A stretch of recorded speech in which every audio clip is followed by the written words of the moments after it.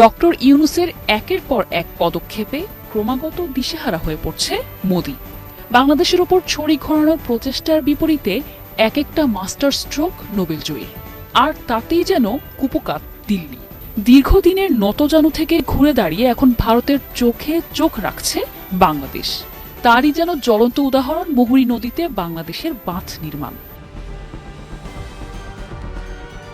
আর এই জবাব দেওয়ার শুরুটাও ভারতই করেছিল। গত বছরের আগস্টে বিনা নোটিসে ত্রিপুরা নিজের জমানো পানি ছেড়ে বাংলাদেশের বৃহত্তর নোয়াখালী ও কুমিল্লা অঞ্চলের শত কোটি টাকার ক্ষতি করেছিল।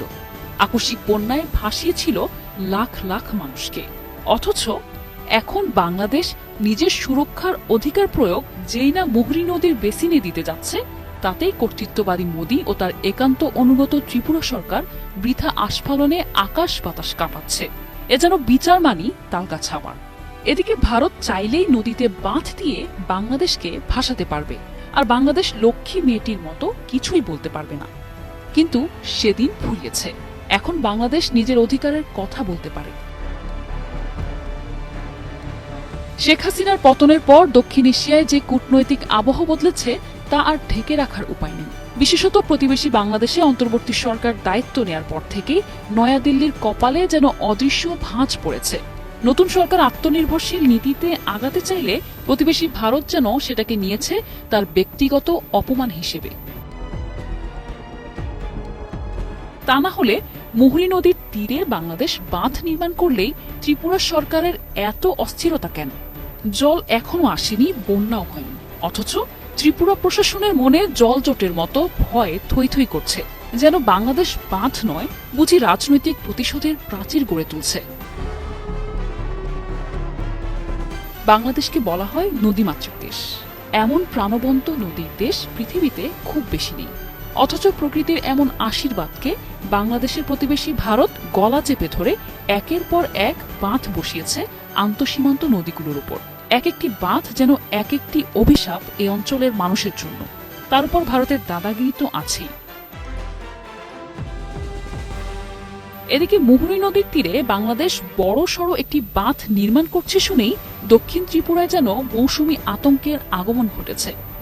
বর্ষার পানি নামলো কি না নামলো তার আগেই পানিতে ভেসে গেছে ত্রিপুরা সরকারের ঘুম।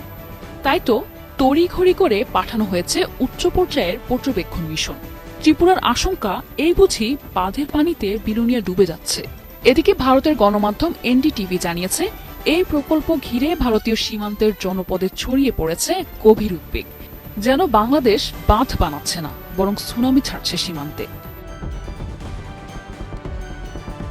অপরদিকে এনডিটিভি জানায়, বাঁধ নির্মাণের খবরে দক্ষিণ ত্রিপুরা সীমান্তে উদ্বেগ বেড়েছে, আর তাই জল পর্যালোচনা নয় বরং রাজনৈতিক বার্তা পৌঁছে দিতেই তড়িঘড়ি করে প্রতিনিধি দল পাঠিয়েছে ত্রিপুরা সরকার। তাদের আশঙ্কা এই বাঁধ বর্ষায় বন্যা ডেকে আনতে পারে, তবে পর্যবেক্ষকরা বলছেন এটি বরং অভ্যন্তরীণ অব্যবস্থাপনার দায় চাপানোর জন্য নতুন একটি ছুতো ছাড়া আর কিছুই নয়।